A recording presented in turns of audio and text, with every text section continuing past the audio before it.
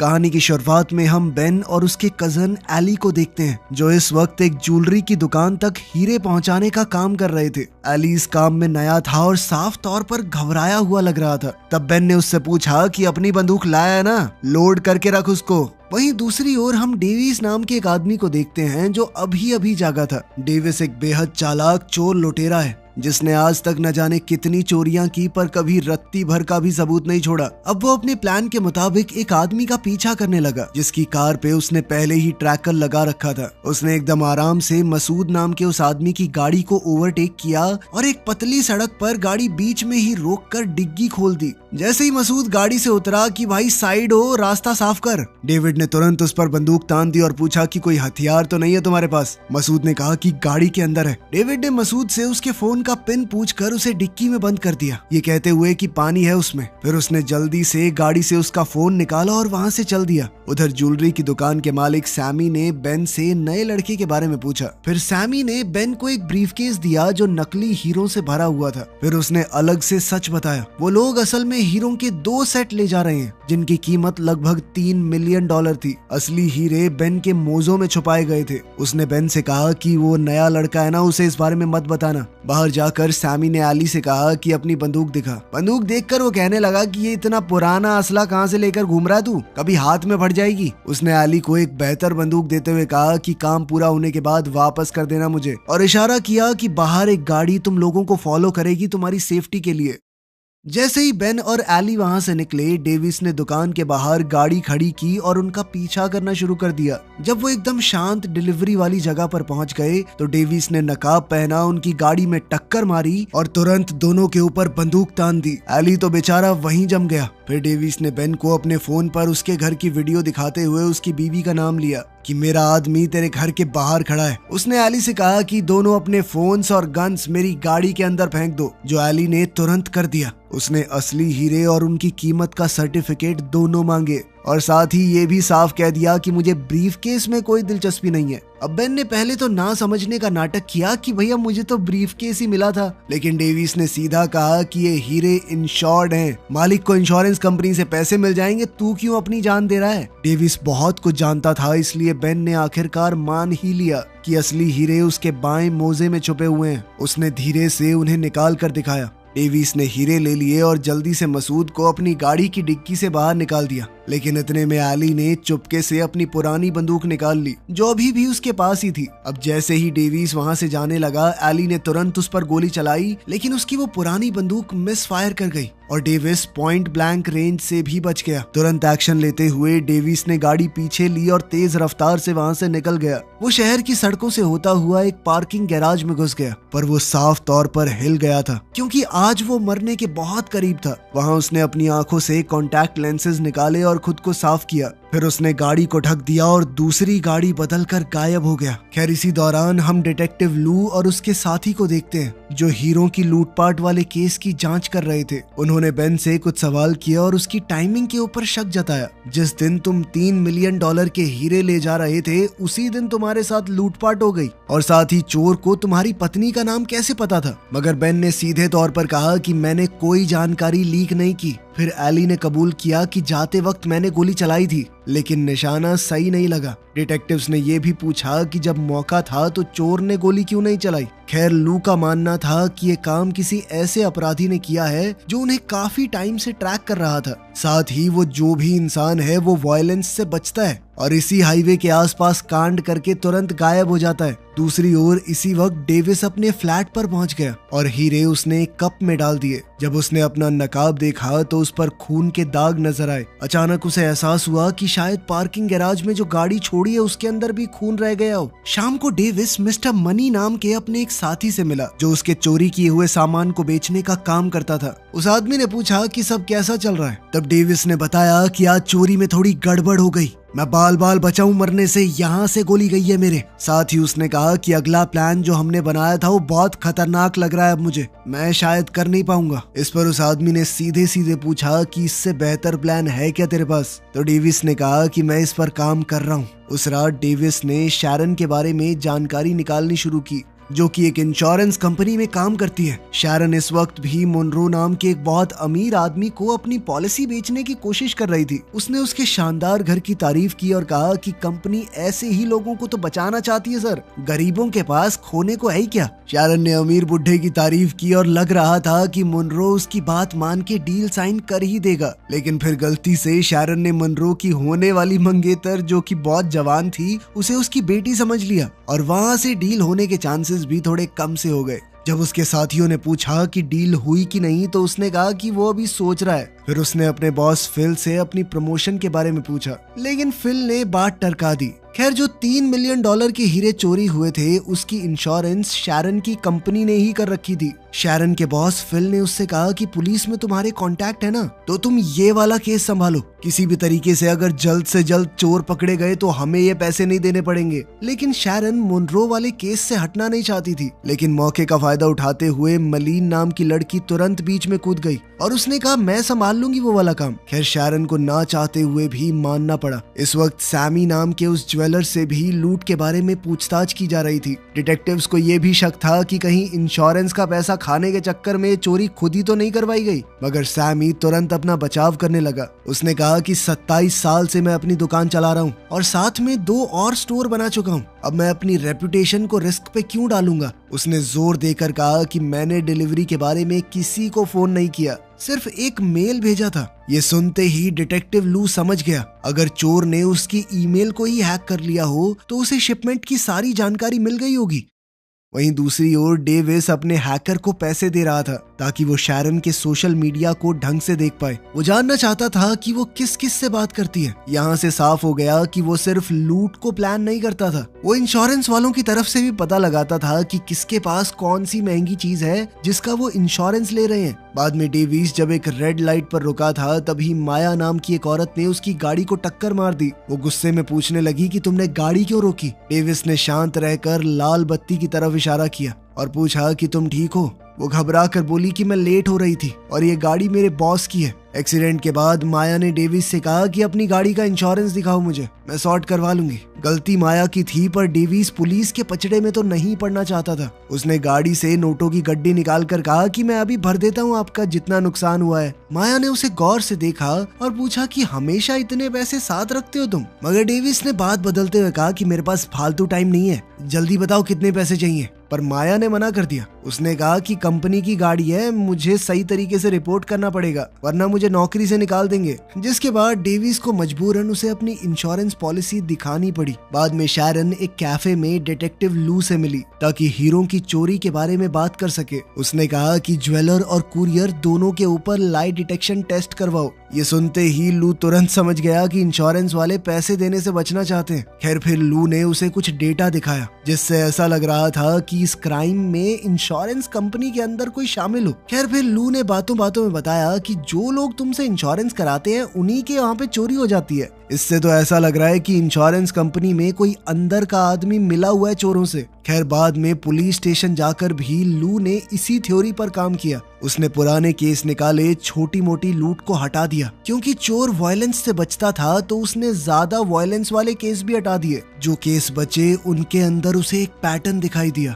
ये सारे highway number 101 के पास ही हो रहे थे। इन सभी लूटपाट के केसेस में कोई भी बिना वजह की हिंसा नहीं हुई और लूटने वाला बहुत ही सफाई से बचकर निकल गया। अब लू को पूरा यकीन हो गया था कि सब के पीछे एक ही आदमी है। लू के बॉस को उसकी थ्योरी बिल्कुल भी पसंद नहीं आई। इतने सारे केसेस को दोबारा खोलना डिपार्टमेंट के लिए बिल्कुल भी अच्छा नहीं होगा, उनकी थू थू हो जाएगी मीडिया में। उसके बॉस ने सीधे तौर पे कहा कि गड़े मुर्दे मत उखाड़ो, हमारा काम है सॉल्व्ड केसेस का नंबर बढ़ाना। ये सुनकर लू निराश होकर वहाँ से चला गया। उसे पूरा यकीन था कि इन केसेस में जिसे भी पकड़ा गया है गलत ही है वो। दूसरी तरफ मिस्टर मनी ओरमान नाम के एक आदमी से मिला जिससे वो अगला मिशन करवाना चाहता था, क्योंकि अब डेविस ने तो उसे करने से मना कर दिया, ये बोलकर कि बहुत रिस्की है, किसी को चोट लग सकती है। लेकिन प्लान तैयार था और ओरमान को किसी को चोट लगे कोई मरे इससे घंटा फर्क नहीं था, तो वो तुरंत मान गया।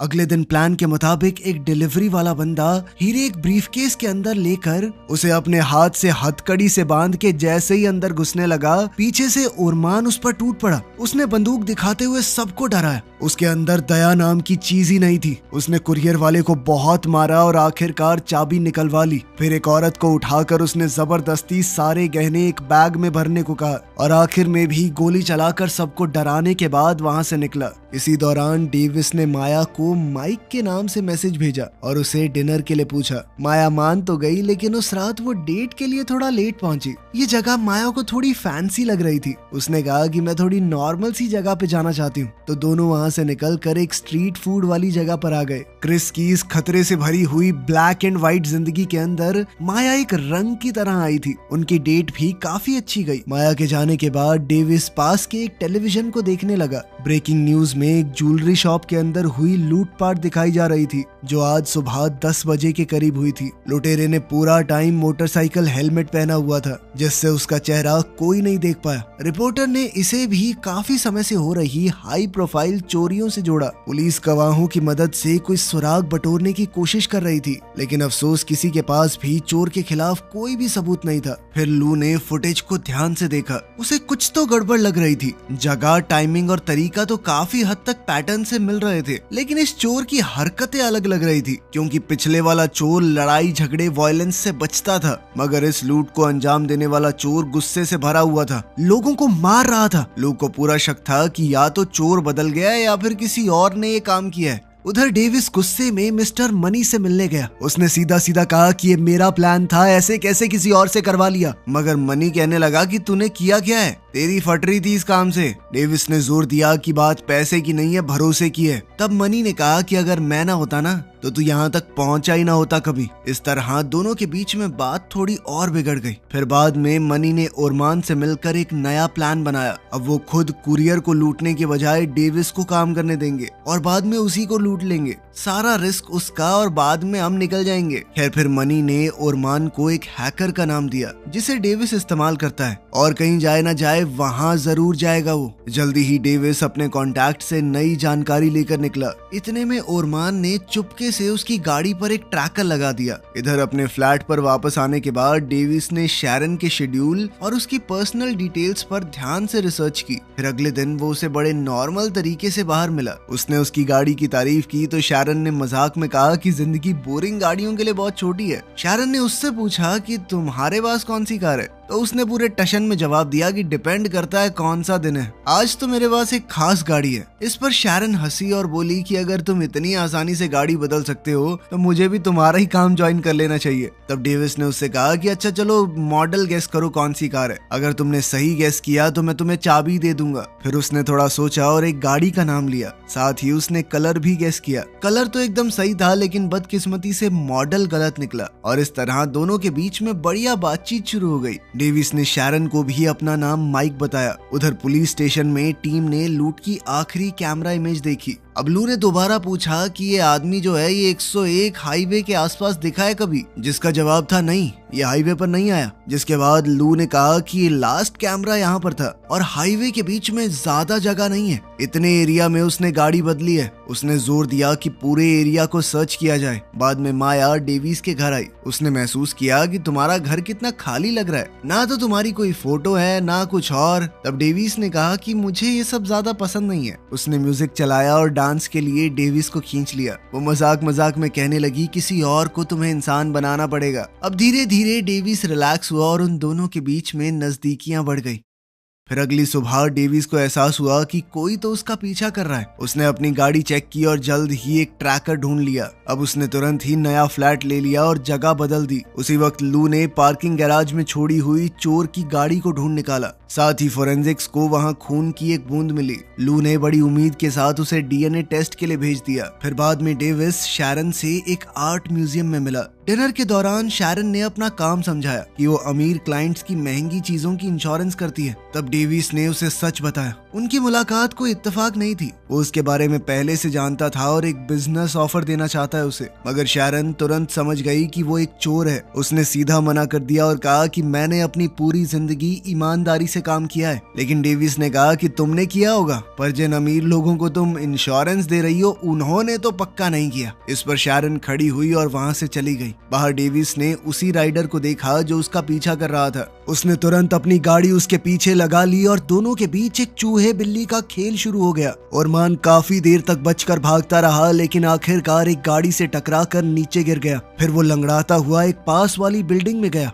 वहाँ पर डेविस भी पहुंच गया और उसने अपनी बंदूक तानते हुए कहा कि मुझसे दूर रहना, समझा। इसी दौरान हम देखते हैं कि शैरन एक योगा क्लास में लू से टकराई। तभी लू को हाईवे नंबर 101 के पास एक रहस्यमयी आदमी के बारे में कॉल आई। दरअसल हाईवे 101 के पास ही एक दूसरा चोर चोरी कर रहा था, लेकिन जब पुलिस वालों ने गोलियां चलाई तो समझ आया कि ये तो एक बच्चा है। लू का तो मानना था कि उसके हाथ में बंदूक भी नहीं थी, लेकिन उसके साथ ही पुलिस वालों ने फिर भी गोली चलाकर उसे ढेर कर दिया। इसी के साथ उसके बॉस ने सारे पेंडिंग केस ये कह के बंद कर दिए कि इसी लड़के ने सारी चोरी करी थी, यही है वो मेन चोर। उधर इंश्योरेंस ऑफिस में मेलिन को वाहवाही मिल रही थी। असल में मुनरो के साथ जो इंश्योरेंस डील चल रही थी वो आखिरकार पूरी हो गई। सारा मेन काम किया शैरन ने, मेलिन आखिर में डील साइन करके आ गई। इसके बाद शैरन ने चुपचाप मार्क से अपनी प्रमोशन को लेकर बात की, मगर मार्क ने फिर से बात को टाल दिया। जब शैरन ने कहा कि मैं अपने सारे क्लाइंट्स लेके किसी दूसरी कंपनी में चली जाऊंगी, तो उसका बॉस फिल उसकी बेइज्जती करने लगा कि 53 साल की बुढ़िया को कौन लेगा, मुझे डराने की जरूरत नहीं है। उधर लू को डीएनए टेस्ट की रिपोर्ट मिल चुकी थी।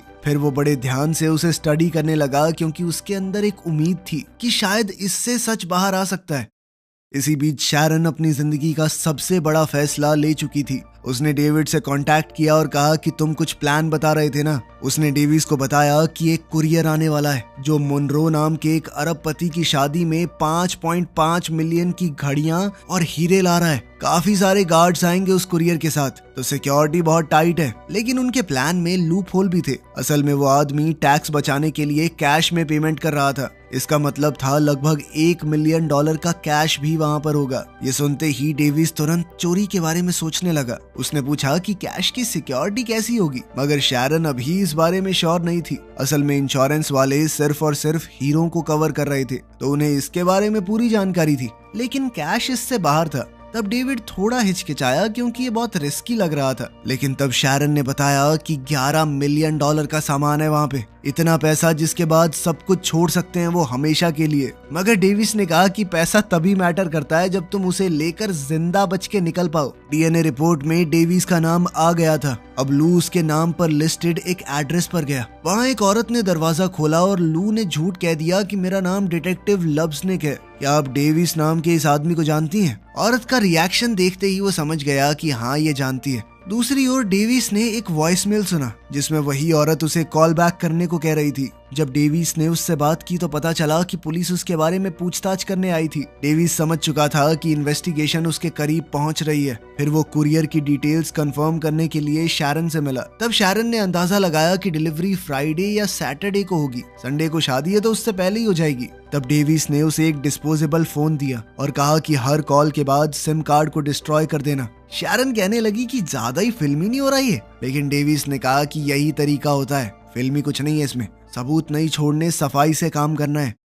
फिर कुछ दिन बाद शैरन ने पूरा डिटेल में प्लान निकाल लिया और ये पूरी बात डेविस को भी बता दी। तभी अचानक से ओरमान वहां पहुंच गया और उसके ऊपर हमला कर दिया। तब डर के मारे शैरन ने उसी कैश और हीरो की डिटेल्स उसे भी दे दी। अब उसे समझ नहीं आ रहा था कि ये सब क्या हो रहा है, इसीलिए वो सीधा लू के पास चली गई। अपनी जान का खौफ खाते हुए उसने चोरी के बारे में सब कुछ कबूल कर लिया, जिसमें पूरा प्लान, पैसे, सब कुछ शामिल थे। तब लू ने उसे डराना शुरू किया कि तुमने इतनी बड़ी चोरी का प्लान बनाया है तो तुम भी गुनहगार हुई। अगर ये सब ऑफिशियल हो गया ना तो नौकरी तो छोड़ो, जेल की चक्की पीसनी पड़ेगी। उसकी सुरक्षा के लिए लू ने उससे कहा कि तुम अपने घर मत जाना और कुछ समय के लिए मेरे घर पर रुक सकती हो। साथ ही उसने कहा कि इस माइक के बारे में मुझे बताओ, हर छोटी से छोटी बात। अब लू ने एविडेंस रूम में जाकर डेविस के खिलाफ सबूत जोड़ने शुरू किए। उसी वक्त डेविस ने माया से कहा कि मुझे काम के लिए शहर छोड़ना पड़ेगा। माया को महफूज रखने के लिए डेविस ने उसे ज्यादा बात नहीं बताई और इससे चिढ़कर वो रिश्ता तोड़कर चली गई। उसे खोकर डेविस बहुत फ्रस्ट्रेटेड था। खैर फिर लूट वाले दिन डेविस एयरपोर्ट की तरफ बढ़ा, जबकि उसे ये बिल्कुल नहीं पता था कि ओरमान के पास भी पूरी इन्फॉर्मेशन है और साथ ही लू भी उसके प्लान के बारे में जानता है। डेविस बड़ी चालाकी से ड्राइवर के पास गया और उस पर बंदूक तान कर उसे किडनैप कर लिया। अब वो खुद ड्राइवर बनकर कुरियर को लेने जाने वाला था। वहीं लू मिस्टर फॉस्टर के नाम से अंडरकवर बैंक कुरियर से मिला। अब वो घड़ियों और हीरो वाला बैग लेकर खुद कुरियर बन के आ गया। गाड़ी में नकली ड्राइवर और नकली कुरियर दोनों चले हुए थे। जल्द ही वो उस होटल में पहुंच गए जहां मुनरो रुका हुआ था। जैसे ही वो कमरे में पहुंचे, डेविस ने तुरंत बंदूक निकालकर सबको नीचे बैठने को कहा। साथ ही कहा कि वो कैश निकालो जो तिजोरी में भरा हुआ है। जब लू डेविस के कहे मुताबिक ब्रीफकेस से घड़ियां और हीरे निकालकर उसके लिए एक बैग में भरने लगा तो पता चला उसने अंदर एक बंदूक रखी हुई थी। वो उसने निकाल कर डेविस पर तान दी और बताया कि मैं एक पुलिस वाला हूँ, सरेंडर कर दे। इस पर डेविस ने कहा कि मैंने कभी किसी को चोट नहीं पहुंचाई, मैं अब जाकर अपना रिकॉर्ड खराब नहीं करना चाहता। हालात बहुत टेंस हो गए और तभी ओरमान अंदर घुसा और उसने दोनों पर ही बंदूक तान दी। डेविस से बिल्कुल उलट ओरमान वायलेंस में पूरा मानता था। उसने बिना रुके मुनरो को गोली मार दी। इसी अफरा तफरी में डेविस ने वापस फायर किया और ओरमान को मार डाला। आखिरकार सब कुछ खत्म होने के बाद लू ने डेविस से कहा कि मैं जानता हूँ तुम ही हाईवे 101 वाले चोर हो, तुमने कभी किसी को खरोंच तक नहीं मारी, आज मेरी जान बचाने के लिए एक आदमी को मार दिया। लू का दिल बदल गया कि डेविस एक अच्छा इंसान है जिसे समाज की वजह से चोर बनना पड़ा। उसने कहा कि जल्दी से जो ले जा सकते हो ले जाओ। साथ ही उसने मुनरो से कहा कि जैसा मैं कहूंगा वैसा ही करना, वरना ऐसी टैक्स चोरी की इंक्वायरी बैठवाऊंगा तेरे ऊपर कि जेल में चक्की पीसेगा बुड्ढे। उसने बैकअप को बुला लिया ये कहकर कि एक आदमी लूट खसोट करने आया था, उसे मैंने मार दिया है, साथ में मिस्टर मुनरो को गोली लगी है। आखिर में डेविस ने अपने वादे मुताबिक लगभग $3 मिलियन शैरन को भिजवा दिए और अपनी चमचमाती हुई गाड़ी लू के लिए छोड़कर चला गया। उसने माया को भी चिट्ठी भेजी जिसमें उसके बचपन की एक फोटो थी, तो शायद हीरोइन भी मानी जाएगी। वीडियो पसंद आई तो लाइक कर देना, चैनल को सब्सक्राइब कर लेना। मिलते हैं अगली वीडियो में।